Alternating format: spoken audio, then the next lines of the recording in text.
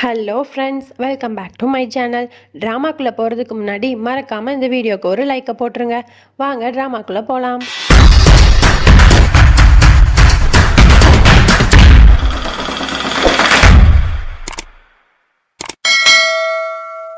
Starting சீனில் அந்த மீசக்காரனையும் அத்தைக்காரியோட தங்கச்சியும் தான் காட்டுறாங்க. ரெண்டு பேரும் ட்ரிங்க்ஸ் பண்ணிகிட்டே பேசிகிட்டு இருக்காங்க. என்ன இப்படிலாம் நடந்துருச்சு, ராஜா என்ன இப்படி பண்ணிட்டாரு அப்படிங்கிற மாதிரி பேசிகிட்டு இருக்காங்க. உடனே அதுக்கு அந்த மீசக்காரன் சொல்கிறான், அதுக்கெலாம் நம்ம கவலைப்பட வேண்டாம். ஏன்னா அந்த தியா பொண்ணு வந்து வெறும் சின்ன பொண்ணு, அவளுக்கு ஒன்றும் தெரியாது, ரொம்ப வேஸ்ட்டு அப்படிங்கிற மாதிரி தியாவை ரொம்ப மட்டம் தட்டி ரெண்டு பேரும் பேசிட்டு சிரிச்சிட்டு இருக்காங்க. அப்போ அந்த வழியாக போன தியா வந்து இது எல்லாத்தையுமே கேட்டுறா. அப்படியே நம்ம ரதன் சிங்கை தான் காட்டுறாங்க. அவன் வந்து நம்ம தியாவை பிராங்க் பண்ணலாம் அப்படிங்கிற மாதிரி யோசிச்சுட்டு எங்கேயாவது போய் ஒளிஞ்சுக்கலாம் அப்படிங்கிற மாதிரி யோசிக்கிறான். அப்போ வெளியே வந்து எட்டி பார்க்குறான், தியா நடந்து வரா. உடனே இவன் குடுகுடுன்னு ஓடி வந்து ஒரு டேபிளுக்கு கீழே வந்து ஒளிஞ்சுக்கிறான். அப்போ வந்து இங்கே வேண்டாம், இங்கே உட்காந்தோன்னா தியா வந்து ஈஸியாக கண்டுபிடிச்சிருவா அப்படிங்கிற மாதிரி அங்கேருந்து எந்திரிச்சு வரான். அப்படி எழுந்திருக்கும் போது அந்த டேபிளில் இருந்த ஒரு பால் டம்ளர் வந்து அப்படியே கீழே விழுந்துருது. அதை அவன் கண்டுக்காம அப்படியே வந்து ஒரு பெட்டி மாதிரி இருக்கு, அதுக்குள்ள வந்து ஒளிஞ்சுக்கலாம்னு சொல்லிட்டு ஒளிஞ்சிட்டு இருக்கான். அப்புறம் தியா வந்து ரூமுக்கு வந்துடுறா. ரூமுக்கு வந்துட்டு அவங்க பேசணும்னு நினச்சி ரொம்ப பயங்கரமாக கோவப்பட்டு இடுப்பில் அந்த கத்தியெல்லாம் எடுத்து இப்படி கோவத்தில் தூக்கி வீசுறா. அதுக்கப்புறம் தியாவே யோசிச்சுக்கிறா, இல்லை நம்ம கோவப்படக்கூடாது, எல்லாமே ப்ரூவ் பண்ணி காட்டணும் அப்படிங்கிற மாதிரி யோசிச்சுட்டு ரூம்குள்ள வந்துட்டு ரதன் சிங் எங்கே இருக்க அப்படிங்கிற மாதிரி கேட்குறான். ரதன் சிங் எங்கே இருக்க, வெளியில் வா, ஒளிஞ்சு விளாடுறியா அப்படிங்கிற மாதிரி தியா கேட்பான். உடனே எந்த பதிலுமே வராது. பெட்டிக்குள்ள வந்து ரதன் சிங் உட்காந்து சிரிச்சிட்டு இருப்பான். அப்புறம் கொஞ்ச நேரத்தில் ரதன் சிங் யோசிப்பான், வேண்டாம் தியா ரொம்ப பயப்படுறா, நம்ம வெளியே போயிடலாம் அப்படிங்கிற மாதிரி யோசிச்சுட்டு வெளியே போகிறதுக்காக அந்த பெட்டியை திறப்பான். ஆனால் அதை திறக்கவே முடியாது, ஏன்னா வெளி பக்கமாக லாக் ஆயிரும். அது உடனே ரொம்ப பயந்துட்டு இருப்பான். அப்புறம் தியா வந்து அந்த பால் டம்ளர் கீழே விழுந்திருக்கிறத கவனிச்சுட்டு வேலைக்காரையை கூப்பிட்டு, என்னாச்சு ரதன் சிங் இங்கே தானே இருந்தால் பால் டம்ளர்லாம் கீழே கொட்டியிருக்கு அப்படிங்கிற மாதிரி கேட்பா.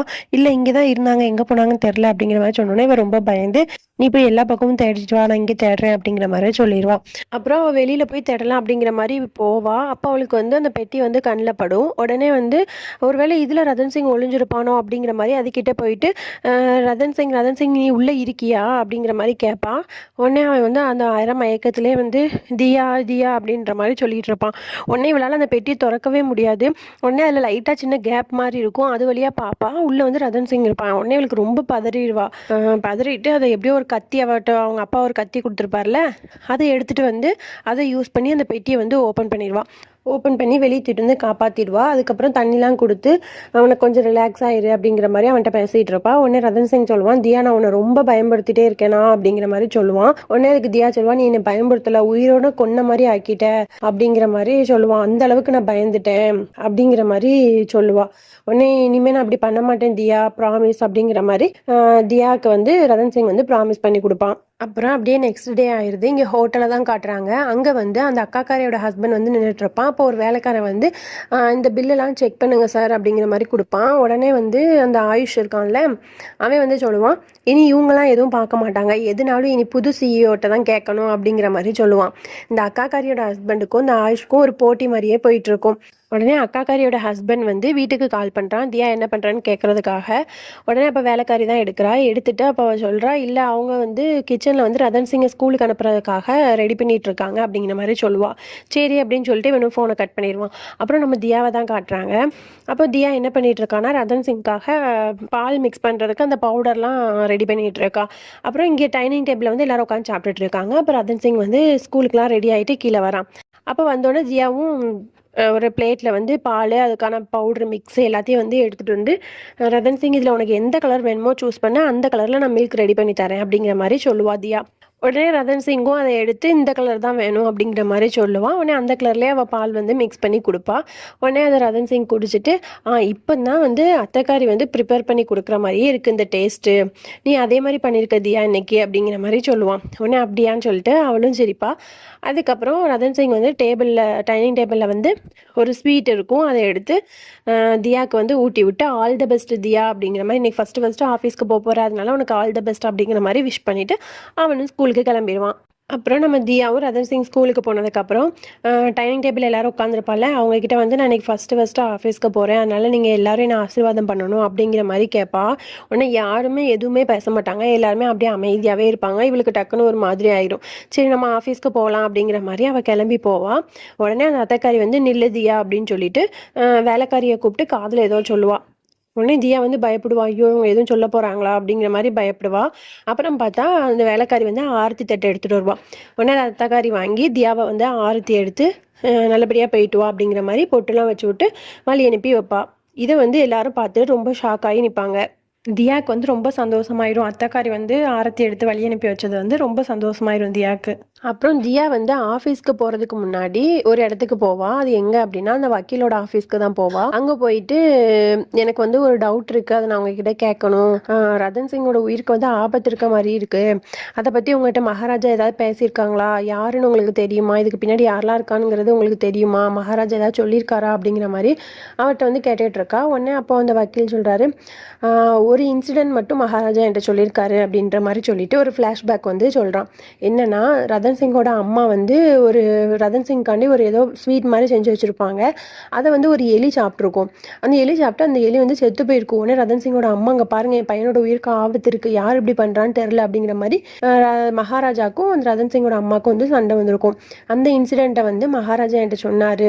அப்போ ரத்தன் சிங்கோட உயிருக்கு ஆபத்து இருக்குது அப்படிங்கிற மாதிரி மகாராஜா என்கிட்ட சொன்னார் அப்படிங்கிற மாதிரி தியாட்ட வந்து அந்த நடந்த விஷயத்தெல்லாம் சொல்லிட்டு இருப்பான்.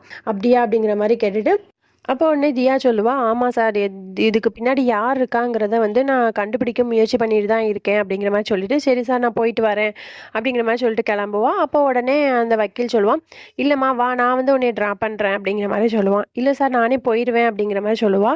உடனே வக்கீல் வந்து இல்லைம்மா நீ எனக்கு ஒரு பொண்ணு மாதிரி தான், நீ ஃபஸ்ட்டு ஒரு இது செய்ய போகிற, அதனால வந்து நான் உன்னை வந்து வழி அனுப்புகிறேன் அப்படிங்கிற மாதிரி சொல்லிட்டு அவளை வந்து ஹோட்டலில் விட்டுட்டு நிறைய அட்வைஸும் சொல்லிட்டு பார்த்து இருந்துக்கோ தியா அப்படிங்கிற மாதிரி சொல்லிட்டு அவனும் போயிடுறான். அப்புறம் தியா வந்து ஃபஸ்ட்டு டே வரால அப்படிங்கிறனால அவளை வெல்கம் பண்ணுறதுக்காக நிறைய ஏற்பாடுலாம் அங்கே பண்ணியிருக்காங்க. அப்போது அந்த அக்காக்காரியோட ஹஸ்பண்டும் அந்த ஆயுஷும் வந்து 2 சைடும் நிற்கிறாங்க.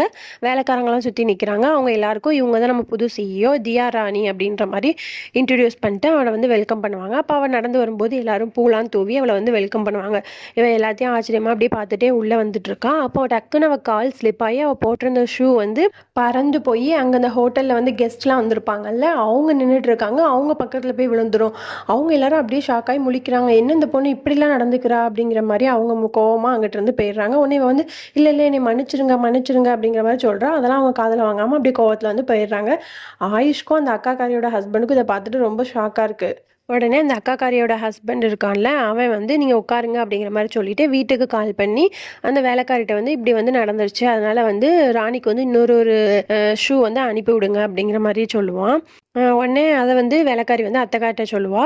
அப்போ அங்கே இருக்க எல்லாரும் வந்து அதை கேட்டுட்டு சிரிச்சிட்டு இருப்பாங்க. ஃபஸ்ட்டு நாளே இப்படி நடந்துருச்சா, இவெல்லாம் என்ன பண்ண போறா அப்படிங்கிற மாதிரி அங்கே இருக்க எல்லாரும் சொல்லி சிரிச்சிட்டு இருப்பாங்க.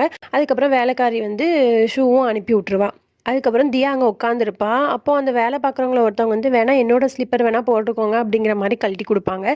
உடனே அந்த அக்காக்காரியோட ஹஸ்பண்ட் வந்துட்டு நீங்கள் இப்படிலாம் போடக்கூடாது, நீங்கள் சாதாரண மனுஷங்க போடுறதெல்லாம் போடக்கூடாது, நீங்கள் ஒரு ராணி அப்படின்னு சொல்லிட்டு வீட்டிலேருந்து அந்த ஸ்லிப்பர் வந்திருக்கும். உடனே அதை கொடுத்து போட சொல்லிட்டு அவளை நடத்தி கூட்டிகிட்டு போவாங்க.